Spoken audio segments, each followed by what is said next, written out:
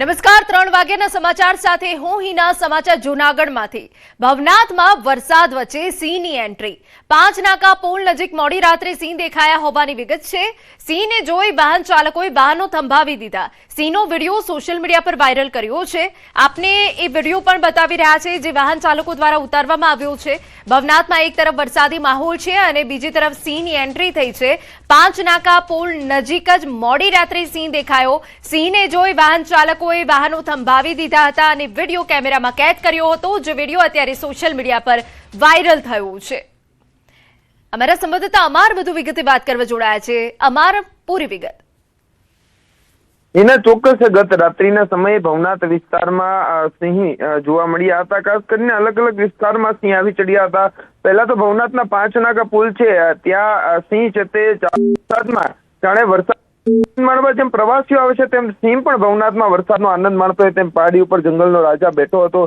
અને વાહન ચાલકોએ તેને જોઈને વાહનો સંભાવી દીધા હતા બીજી તરફ રાત્રિના સમયે દામોદર કુંડ પાસે પણ ક્યાંક સિંહ નીકળ્યા હોવાની ચર્ચા છે વાત સામે આવી હતી ઘટનાની જાણ થતા વન વિભાગનો સ્ટાફ સ્થળ પર દોડી આવ્યો તો હાલ ભવનાથ વિસ્તારમાં જે ટ્રેકર ટીમ છે એને સ્ટેન્ડ બાય રાખવામાં આવી છે શાસનની ટ્રેકર ટીમને તે ટીમ પણ ગઈકાલે પહોંચી ગઈ હતી સ્થળ ઉપર અને ફરી સિંહોને છે તે જંગલ તરફ છે તે ખસેડી દેવામાં આવ્યા હતા શિકારની શોધમાં અને જંગલ વિસ્તારમાં ચોમાસું હોવાથી જીવજંતુનો ઉપદ્રવ વધતો હોય છે સિંહો તેના માટે તે રેવન્યુ વિસ્તારમાં આવી ચડતા હોય છે ને તે જ રીતના આખો વિડીયો છે તે સોશિયલ મીડિયામાં વાયરલ થયો છે જી બિલકુલ આભાર સમાચાર ભરૂચમાંથી નવા શુક્લતીર્થ ગામમાં દીપડો દેખાયો ગ્રામજનોમાં ભયનો માહોલ છવાઈ ગયો ગામના સ્કૂલ ફળિયામાં આવેલા એક ઘરના વાડામાં દીપડો દેખાયો હોવાનું સામે આવ્યું દીપડો દેખાતા પરિવારજનો અને આસપાસના લોકોમાં દોડધામ મચી ગઈ ઘટનાની જાણ થતા ગ્રામજનોએ તાત્કાલિક વન વિભાગને જાણ કરી હતી વન વિભાગની ટીમ ઘટના સ્થળે પહોંચી દીપડાની હિલચાલ અંગે તપાસ શરૂ કરી સાથે ગ્રામજનોને સતર્ક રહેવા અને એકલા બહાર ન નીકળવાની સૂચના આપવામાં આવી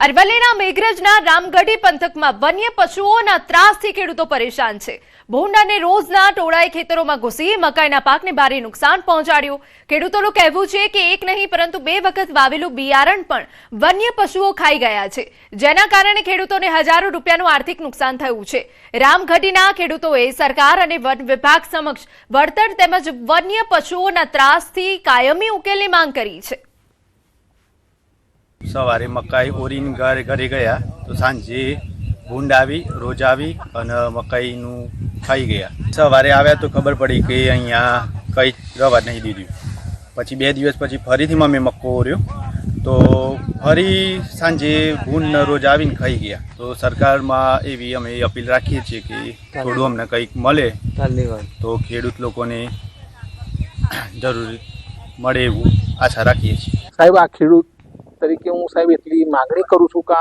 2 વાર ખેતી કરવા છતાંય બરોબર મારું આટલું નુકસાન થયું છે તો પહેલી વાર મકાઈ બીજી વાર મગફળી સાહેબ મારે કરવું શું આમાં આપ સાહેબ નમ્ર વિનંતી છે કે બિયારણ વધતા ફ્રેન્સી પાકનું મને કંઈ કરો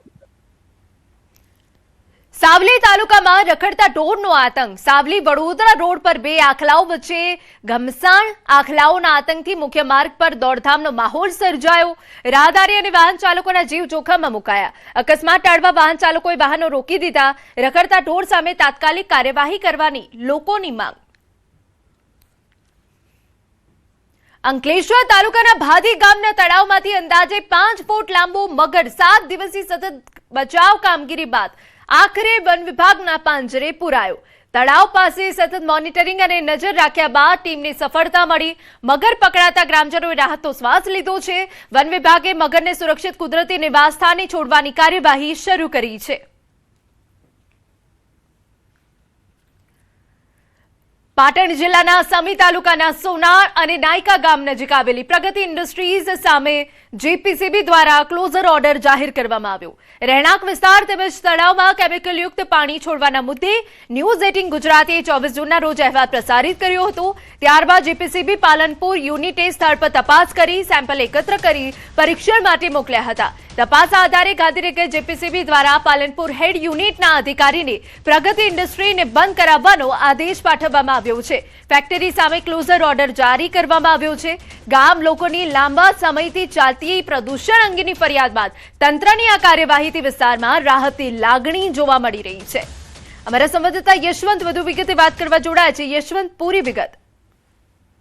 સમી તાલુકાના સોનાર અને નાયકા ગામના નજીક જે પ્રગતિ ઇન્ડસ્ટ્રી ચાલતી હતી તે પ્રગતિ ઇન્ડસ્ટ્રી માત્ર નામની હતી, કારણ કે કેમિકલ માફિયાઓ દ્વારા જે આખું એક હવામાન છે, જે વાતાવરણ છે, તમામ જગ્યાઓ છે તેને ખૂબ જ મોટા પ્રમાણમાં પ્રદૂષિત કરવામાં આવતી હતી. આજે આસપાસના જે ગામડાઓના જે કહેવાય તો તળાવો છે, તે તળાવોના અંદર રાતોરાત આ કેમિકલ માફિયાઓ ટેન્કરો દ્વારા પ્રદૂષિત કેમિકલ એમના અંદર ઠાલવી દેતા હતા. તેની સાથે સાથે જે ફેક્ટરી છે તે ફેક્ટરીની સામે પણ ખૂબ જ મોટા પ્રમાણમાં જે જમીન હતી, જે ખેતર હતી, ત્યાં આગળ ખુલ્લામાં લોકોએ જે કેમિકલ છે તે છોડીને જે જમીન હતી તે જમીનને ખેતી લાયક જમીનને બગાડી દીધી હતી. આ બાબતને લઈને આપણે જ્યારે 24 કલાકે ત્યાંના સ્થાનિકો અરજદારોને લઈને અહેવાલ પ્રસારિત કર્યો હતો અને અહેવાલ પ્રસારિત કર્યા બાદ જે રીતના પાલનપુર ખાતે જે જીપીસીબીની યુનિટ છે તેના દ્વારા આ સમગ્ર અહેવાલને લઈને તમામ 4-5 થી વધુ જે પૃથ્થકરણ માટે નમૂના લઈ જવામાં આવ્યા હતા અને અંદાજિત 1 મહિના જેટલા સમય બાદ અત્યારે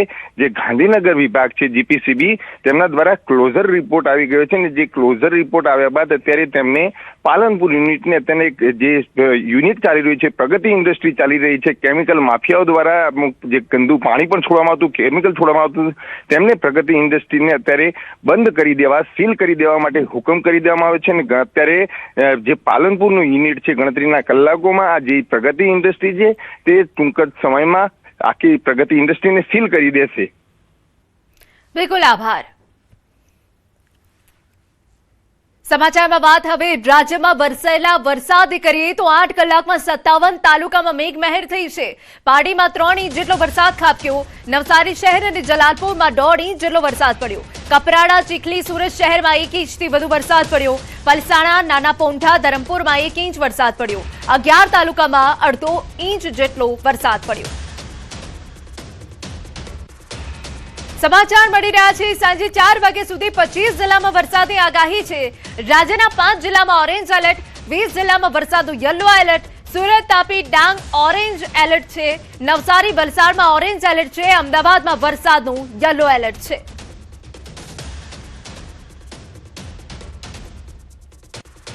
ફરી આવી રહ્યો છે વરસાદ. 22 જુલાઈથી ફરી થશે વરસાદનું આગમન. હવામાન નિષ્ણાંત અંબાલાલ પટેલે આગાહી કરી. સાયક્લોનિક સિસ્ટમ સક્રિય થતા ઉત્તર અને મધ્ય ગુજરાતમાં વરસાદ પડશે. 22મી જુલાઈ આસપાસ એક મજબૂત સિસ્ટમ બની રહી છે.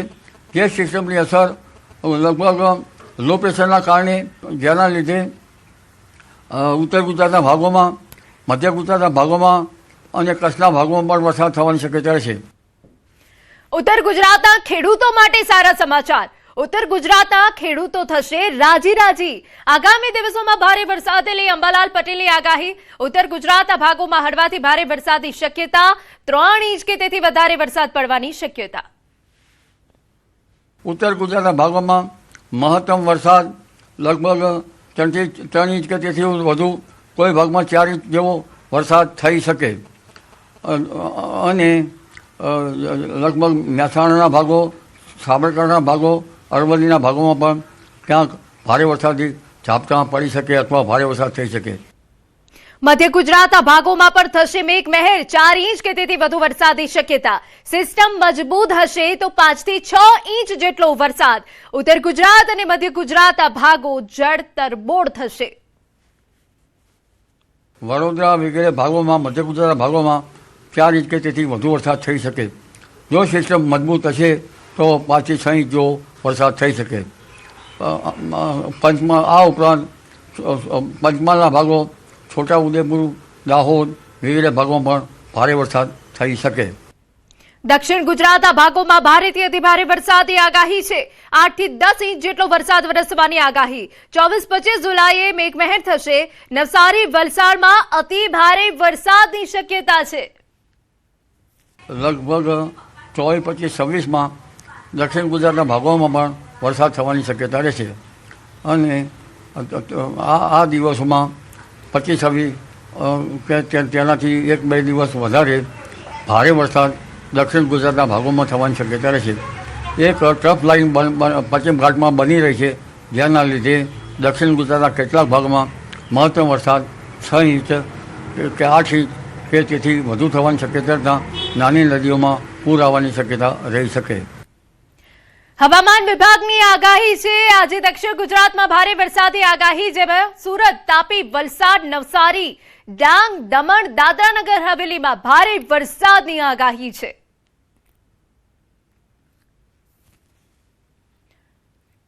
તો આ તરફ અરવલ્લીમાં લાંબા વિરામ બાદ જિલ્લામાં વરસાદી માહોલ જામ્યો. મોડાસા શહેરમાં વરસાદ પડ્યો. વરસાદ વરસતા ખેડૂતોમાં ખુશીનો માહોલ છવાઈ ગયો. વરસાદ વરસતા વાતાવરણમાં ઠંડક પ્રસરી ગઈ. મોડાસા શહેર સહિત આજુબાજુ ગ્રામ્ય વિસ્તારમાં વરસાદી માહોલ જામ્યો. ગીર સોમનાથમાં વરસાદી માહોલ જામ્યો. કોડીનાર શહેર સહિત આસપાસના ગામોમાં વરસાદ પડ્યો. ગાઢ વાદળો વચ્ચે વરસાદી ઝાપટા પડ્યા. ધીમી ધારે વરસાદથી વાતાવરણમાં ઠંડક પ્રસરી ગઈ. લાંબા સમયના વિરામ બાદ ફરી વરસાદ વરસતા ખેડૂતોએ હાશકારો અનુભવ્યો.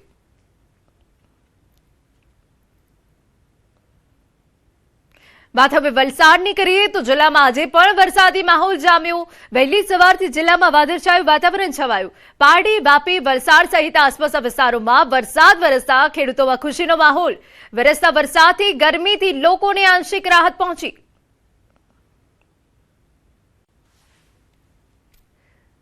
જમ્મુ કાશ્મીરમાં ભારે વરસાદ પડી રહ્યો છે. ચિનાબ નદી પર સતત થઈ રહેલા ભારે વરસાદના કારણે સલાલ ડેમના દરવાજા ખોલી દેવામાં આવ્યા, જેને લીધે નદીની જળ સપાટીમાં ભારે વધારો થયો. આ પરિસ્થિતિને ધ્યાનમાં રાખી તંત્ર દ્વારા નદી કિનારા અને નીચાણવાળા વિસ્તારોમાં રહેતા લોકોને સાવધ રહેવા તેમજ બિનજરૂરી રીતે નદી કિનારે ન જવા અપીલ કરી. સંબંધિત વિભાગો દ્વારા પરિસ્થિતિ